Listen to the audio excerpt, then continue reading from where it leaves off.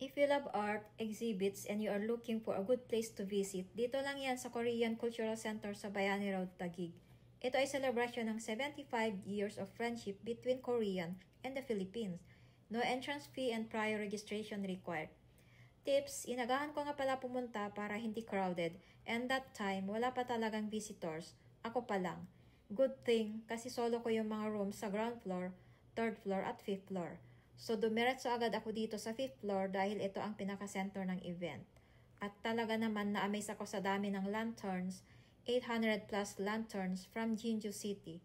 Siyempre, nag-wish na din ako at isinabit sa wishing tree para kumpleto ang aking pagbisita.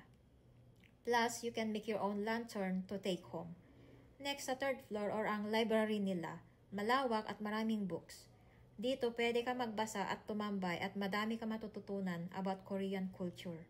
And last, sa ground floor, makikita nyo dito ang mga handbook, tablewares na different variety and sizes at ang evolution ng Hangul o ang kanilang traditional na kasuotan.